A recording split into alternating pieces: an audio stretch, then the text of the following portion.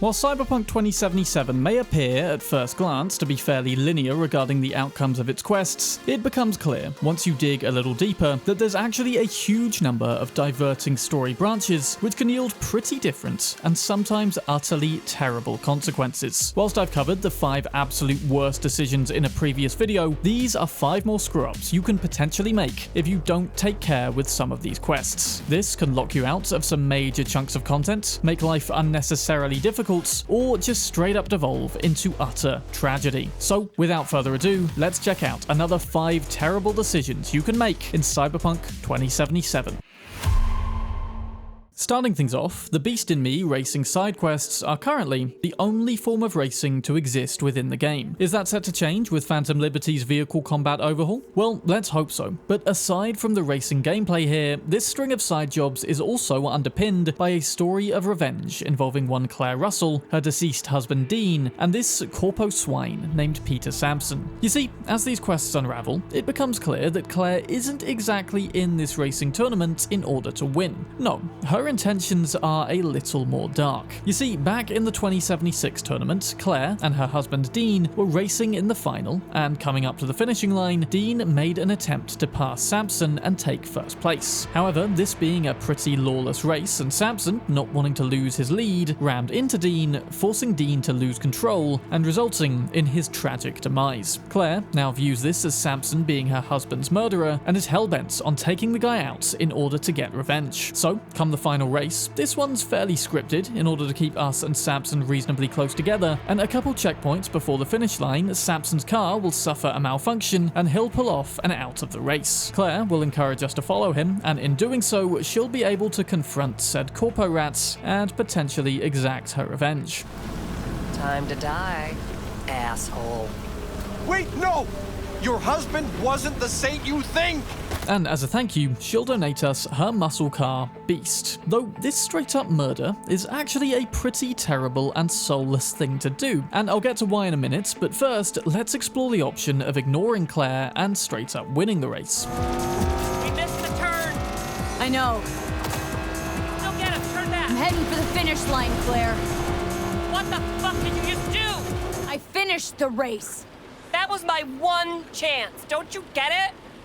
Stop getting out. Now, whilst contextually, I think this is a pretty fair thing to do, especially if we've already established to Claire that we are just racing to win, this one carries some pretty dire consequences in and of itself. For starters, we won't get given Beast at the end of the questline, though that's not the end of the world. Just complete Dakota's 9 Badlands gigs and get the almost identical Mackinac Saguaro instead. No, the true thing here, which I find sad, is how Claire will now give us the cold shoulder and refuse to serve us whenever we visit the afterlife. You? No, you leave. I'm not serving you a thing.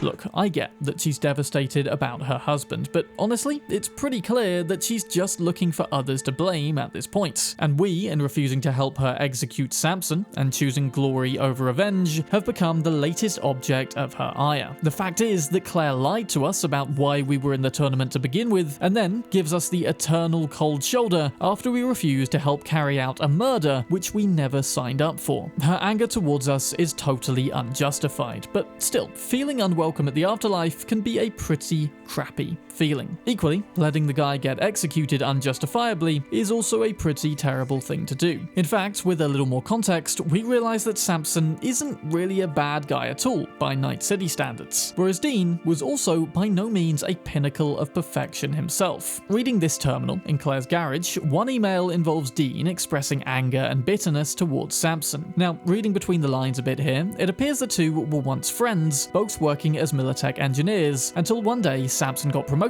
and Dean got laid off. Presumably, Dean felt like he'd helped Sampson progress in his career and thought Sampson owed him. When Sampson denied this, Dean decided he'd take his anger and jealousy out on the racetrack. Claire, worrying about her husband racing in such a state, suggested they forget the race entirely. But Dean refused, claiming he had things together. I think Claire likely blames herself then for what happened here as well. Deep down, she wishes she'd insisted further that they did didn't race at all. Though, since she can't obviously change that, she settled for taking out the man whom her husband had so hated. And she'd also expressed in a previous email how she genuinely didn't think she could live without Dean. And yes, whilst this is obviously a horrific thing to happen, the two did, at the end of the day, choose to enter a death race with high-speed ramming and passengers constantly shooting at one another. But isn't that how this race works? Luckily, there is an objectively good way to solve this, a means by which everybody can not be happy exactly, but morally clean, let's say, though it does involve a few steps. So, at the end of the penultimate race in Santo Domingo, we have to foremost refuse to take part in any execution of anyone, choosing first to pull out of the race, then saying, actually, fine, we'll do it, but only to win. Then, when Sampson pulls off the track, we still follow him, but throughout Claire's attempts to shoot the guy, just continuously interrupt her and ultimately tell her she shouldn't do it. Sampson will be spared, and rightfully so, in my opinion, since he merely played by the rules of the game, unlike what we're doing now by giving up the race to hunt down and straight up kill the guy. Claire will still be our friend and still give us Beast, and also with time, she'll come to thank us for stepping in, acknowledging that unwarranted revenge really wasn't going to solve anything. And if we do let her kill Sampson, in fact, she instead texts us actually regretting it. What's more, in sparing him, Sampson will be so grateful to us for literally saving his life that a few days later, once his car is repaired, he'll gift us the Quadra 66 Cthulhu absolutely free. We can still buy it if he dies, but this way we save a lot of eddies. So yeah, objectively, this is the only good way to complete this one in my opinion, with the other two options being pretty terrible decisions in one context or another. This way we still help out Claire, who isn't a horrible character, just clouded by grief, and while Sampson is straight up just a bit of a dick, he hasn't exactly done anything, not that we know of anyway, to justify getting murdered. Plus, I mean, he straight up gifts us his car, despite having no obligation to do so. And I mean, that's just a straight up nice thing to do, right?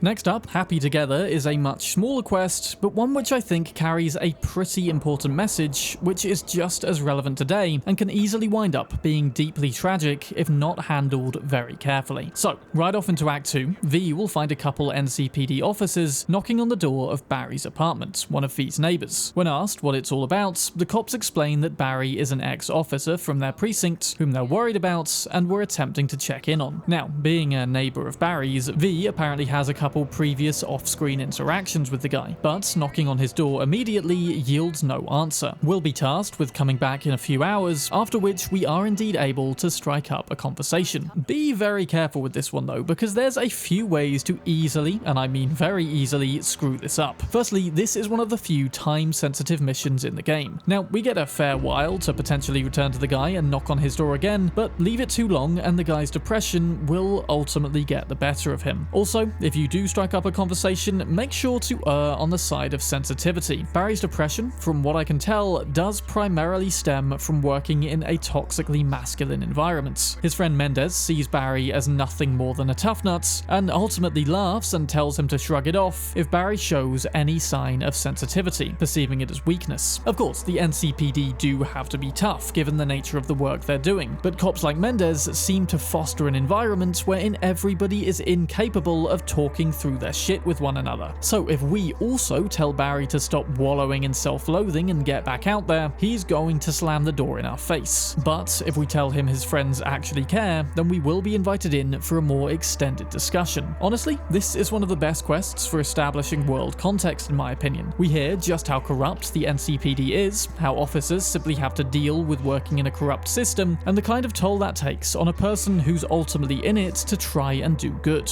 Couple this with the fact that Barry recently lost a friend named Andrew, and we understand why the guy is at the end of his tether, now feeling utterly alone. Following this, you'll want to head to the columbarium to find Andrew's plaque, only then realizing just how low Barry is feeling. Andrew, it turns out, was a tortoise, as well as the only being which Barry felt he could unload his problems to. Of course, he couldn't tell anyone the nature of what Andrew was, since he felt he'd also be made fun of for that. So, only with this key piece of info can we convince the cops to actually actually take Barry's depression seriously. At which point, Mendez also finally realizes that it is okay to openly discuss some of the shit that he's been through. And so, it's only through talking through things together that this lot can actually be okay. But without the info about the tortoise, we are incapable of convincing the two to deal with the situation in the right way. Barry doesn't open up to them again, and returning later, it's clear that it's now too late to patch things up. Listen to what Mendez has to say in this instance.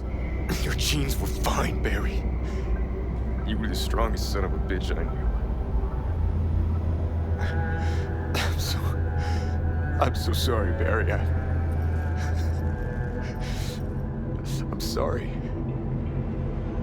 The ultimate takeaway from this then is that regardless of how strong a person appears to be, whatever kind of genes they seem to have, dealing with horrible situations alone is enough to drive anyone crazy. And not giving Barry the freedom to talk about his feelings or being unable to give his friends the full context of the situation is ultimately a terrible decision to make. Though in a worse way still, I think the way this game is designed, it is ultimately all too easy for us to forget about Barry. In a city tingling with things for us to do, checking in on friends and neighbors is really tough to keep at the top of the priority list. But doing this quest and doing it with the care and attention it requires reminds me that checking in with people once in a while and actually listening to them can ultimately be a lot more important than we may first think. That's not to say that we should foot the blame if failing to help Barry out. At the end of the day, it's not entirely our responsibility, but it is a gentle reminder of just what kind of difference simple acts of kindness and love, as Gandalf would put it, can ultimately have when exercised little but often. And I think of all the quests set in this futuristic metropolis of 2077, this is one of the ones which I think bears just as much relevance today. Another quest which kicks off a hugely disturbing storyline is Cinnamon. This will trigger when Wakako calls us not long into Act 2 with a gig which involves meeting with one Bill Jablonski. Bill wants to take out the man who killed his wife, Joshua Stephenson, and literally wants to be the one to deliver the killing blow. Basically, we're there as a driver and for protection. Thinking about it, actually, there's some interesting parallels to draw here between Bill Jablonski and Claire. Both lost their partners, and both want revenge on the one they deem responsible. Thing is, in this case, Joshua did straight up murder Bill's wife, no two ways about it, and I feel like taking this guy out actually is a lot more fair than taking out Peter Sampson. Problem is, following the original quest objective and doing this is objectively a terrible decision, especially when it comes to missing out on content. This can potentially lead to a 3-quest chain, culminating in one of the most disturbingly memorable scenes of the game, and not to mention a sizable payout. We'll of course wind up going with Joshua, learning a bit about his past, see his religious attempts to make amends, and ultimately have the option to crucify the guy, all in the name of scrolling some massively popular but highly screwed up brain dance. I'll probably do a deep dive into the subtext of this one in another video, since it has a lot to say about the society in which it's based, but for now though, we'll leave it at the fact that following the original quest objective and killing Joshua Stephenson results in missing out on one of the best written quest lines in the game. But that's not all. See, try as you might, Officer Vasquez has a practically boss-level health bar and insane one-shotting capabilities. Even if you do manage to take him out, there is no way of doing so before he triggers the scripted events of one-shotting Bill. Now, that's not something Bill deserves, but the problem now is that taking out Stephenson, and by extension Vasquez, with difficulty, isn't exactly gonna do anyone any favors anymore. We're now shooting ourselves in the foot for a man we've just met, who's no longer alive to care. We can call up Wakako and get paid afterwards, but it still easily feels like the most shallow outcome and really is good for no one. So, if you don't, for whatever reason, fancy playing through Joshua's quests, I'd argue that the best way to succeed for the good of everyone here is to actually fail. See, by not keeping up with the NCPD vehicle in the first place, we'll eventually be kicked out of the truck by Jablonski, who'll angrily declare that neither we nor Wakako will receive a single any from him anymore. He'll drive away, and the quest will be marked as failed. What the dude doesn't realize is that we've just saved his life the only possible way. He'll text us sometime later saying he's been forced to leave Night City, so I guess lucky him? Now, of course, in the context of gameplay, this is by no means a satisfying conclusion to this quest, but if you think about it, Joshua is still going to die in the same way he would if we went with him. And yes, Bill won't get to do that himself, but he will get to keep living in a world without Joshua Stephenson. So, for that reason, I name killing Joshua under the bridge to be a pointless and terrible decision, with failing being a better alternative. But I mean, come on, at the end of the day, you don't really want to be doing either of these. You're missing out on a lot. Unless, I don't know, you've done a ton of playthroughs and want to do something different for a change. Plus, I mean, technically, it is the best outcome for everybody involved, kind of. Except for Johnny, of course, who really seems to love this quest. Finally, something that isn't a complete snore fest. Could binge watch this all day if I had some popcorn. A much smaller side job next, but in my opinion, one of the better ones. And this can have pointlessly terrible consequences if you're not careful. Head to the El Coyote bar sometime into Act 2 after completing the hero's side job if you have it, and we'll find this corpo rat being harassed by 2 gangoons. Convince them to leave him alone either with words or force, and only then will the main part of this quest begin. You see, Pepe Najarro, the El Coyote bartender and a friend of ours, is having a little trouble with his marriage. He's come to the conclusion that his wife is lying to him and suspects her of having an affair. She's been coming home late, lying about the hours she's working, and most notably, the two have a kid together who apparently really doesn't match their supposed parentage. So we're hired as a PI for the evening to follow Cynthia, Pepe's wife, after work and get to the bottom of things. Possibly the best thing about this quest though is how Johnny takes on the role of some detective narrator and begins narrating everything we do in a noir-style tone. It was her, the lady in pink, breaker of hearts, framed by a halo of cigarette smoke. I followed her. The woman passes a bum, gives him a wide berth, doesn't want her clothes dirty. Her conscience is already dirty enough. Seriously, what did I ever do to you? Indeed, even the name of this quest, Raymond Chandler Evening, is in reference to a song, which is a reference to Raymond Chandler, a famous detective novelist from the 1900s. So, following Cynthia, eventually into a building, we'll soon realize it's not a lover she's seeing, but rather a Ripperdoc. Now, most likely, you'll be pretty curious at this point as to the nature of this situation. But in fact, in order to avoid a terribly misunderstood ending to this quest, you actually need to inquire further. Leaving the building without doing this and calling Pepe, the dialogue essentially forces us to say nothing but yes, she went into a building and saw another guy, basically confirming she's having an affair, which she isn't having. Hence, a perfectly happy and loving marriage could very well be broken up, all on the grounds of a terrible misunderstanding. By sticking to our role as true detective though, we can learn Cynthia's entire appearance is not what she naturally looks like at all. Their son looks different, not because Pepe isn't the father, but because she, the mother, has completely different genetics to what you'd think. Sadly, we can't inquire much further as to why she's done this, learning merely that she has things she'd like to leave behind. I could speculate that this has to do with Nightcore and Blue Eyes, or perhaps she was a major wanted criminal. Hell, maybe she's just running from a powerful and well-connected psycho. The only extra bit of evidence that I can work a theory off of comes from, as usual, reading the Ripperdoc's terminal. Here, we can find the names of 4 patients, as well as the type of surgery they've undergone. My best guess is that Cynthia was originally named Linda Nguyen, before undergoing a change in eye color, having her skin dyed, as well as having her spine stretched and strengthened. Sounds as though Cynthia could have originally been a hunchback, which developmentally, as a wider CDPR reference, could be a minor nod to how Yennefer was previously a hunchback too. I don't know, I feel like maybe I'm stretching there, but with how much thought goes into some of these story threads, who knows? Anyway, actually coming to the bottom of the truth, we can now choose to share this with Pepe. And yes, whilst he's shocked that his wife has kept such a major secret from him for a decade, we are capable of convincing him that Cynthia still ultimately loves him, turning this tragic misunderstanding into something actually kind of touching. Okay, yes, Cynthia was hiding something from you. Yes, she lied, but the woman loves you, you gonk. You know how much that means in this fucking town? If I were you, I'd just live and let live, you know? Yeah. I guess you're right. Anyway, thanks. I mean, if you think about it, love is incredibly lacking in this town, and in a way, this also links back to happy together. Very often, the best way to avoid terrible outcomes to these quests is to simply listen to the other person and talk through things. Not jump to conclusions, but understand that in this game especially, there really are 2 sides to every story, and that is a point which also ties into the final terrible decision here as well.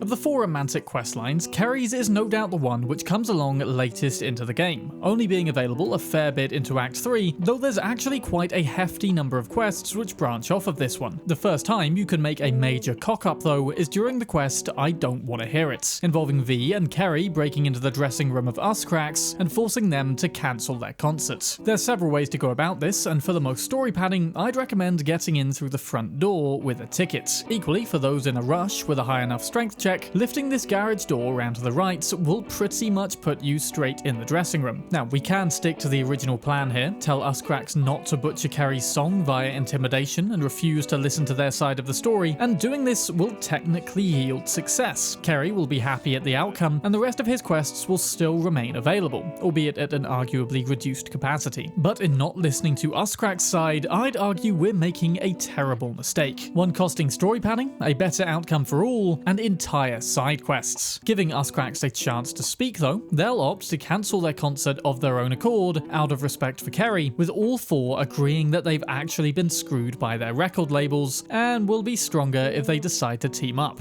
In this event, the next quest, Off the Leash, will feature us attending a press night involving Kerry and Uscracks. We can witness a live interview, and if we wait long enough before interrupting, Kerry will drop this gem of a reference. Kerry, over here! Here! Thank you. You're breathtaking, Kerry! You're breathtaking. And we can also allude to some of the more crazy details about Kerry's life. If I told you what I've seen and done with Mr. Uridine, Hey, what the hell? let me just say, Kerry'd be rotting in a cell right now if it wasn't for me. The whole event is alive and buzzing, especially when compared to the alternative, an empty club which Kerry has shut for the evening. Though weirdly, we do get to meet Spectre Cheng and receive a discount for his melee weapon store in either instance. I mean, this is a cool bit of expansion for such a minor character, though it does now kind of feel like Spectre may have been destined for more at one time. Anyway, side with Uscracks or don't, and the stuff on the rooftop and the entire boat trip quests are pretty much identical. But we do miss an entire late game side mission called Every Breath You Take, involving Blue Moon. And this one, if not handled correctly, can actually have even more dire and terrible consequences than straight up getting locked out of the Uscrack stuff in the first place. You see, Blue Moon is having some major trouble with a psycho fan stalker lately, so much so that she recently received some fan mail containing a literal bomb. She's hoping that by freely wandering the Kabuki Market roundabout with us as protection, it'll draw the stalker out to be appropriately dealt with. A turbulent plan at best, but it should be fairly straightforward to do so long as you use your Kuroshis. The stalker woman in question literally gets a selfie with Blue Moon at one point before picking up a bullier to shoot her with at the local gun store. And after this, we can trigger dialogue with her, which causes her to turn hostile and basically admitting that she's the stalker. It's kind of like Among Us, maybe, I suppose, a little bit. Anyway, if done properly, Blue Moon will give us a massive thank you, and we can choose whether to arrest or straight up kill the stalker for varying different reasons. But if the stalker isn't tracked down and stopped in time, something terrible is going to happen on this bridge. Blue Moon will get confronted by her psycho fan, and if not saved in time, also killed. It is entirely our fault here for not doing our job properly, but that's not the full extent to how bad this can be. You see, moments later, Red Menace, who was serving as sentry up here, will arrive on the scene, yelling at us for allowing this tragedy to happen, and choosing the confrontational "I don't like your tone" dialogue option will result in her also straight up attacking us, meaning that not one but 2 members of Uscracks can die at this scene, all because of us. Now, if you told me earlier into the game that we can accidentally get 2 of 3 members who sing some of the most annoying ambient music killed, I wouldn't have lost any sleep. But after meeting them and realizing the whole annoying thing they've got going on is simply an act and that they're actually very chill and down to earth, it makes this outcome significantly worse. Annoyingly though, it seems whilst the devs have the guts to let this go so terribly wrong, they didn't fully plot every consequence, at least not as far as I could tell. See, calling up Kerry afterwards to ask him how the Uscracks partnership is going, he responds as though all 3 members of the group are still, well, alive, and that they in fact just sent over some stuff for him to listen to. I waited several days and checked again, but nothing different. It's a real shame because I think all this would need to be complete is an enraged phone call from Kerry about how we got 2 Uscracks members killed. But alas, even despite this, it's still a decent late game quest with potentially terrible consequences. Now, if you want to explore 5 even more awful decisions, arguably the very worst, then I highly recommend you check out my top 5 worst decisions video if you haven't already. Or, for 5 more morally grey choices, you may prefer the one on toughest decisions instead. No doubt when Phantom Liberty drops in late September, it will also bring with it a decent new handful of tough and straight up bad choices we can make. So you can bet that I'll be making one of these videos for that around September-October time. For now though, thank you for watching, and as always, an extra special thank you to my patrons for going the extra mile to support the channel. You guys help give me the freedom to explore the topics I really want to cover and delve ever more deeply into the secrets and details of this and other games. I'm Sam Bram, and I'll see you soon in another video.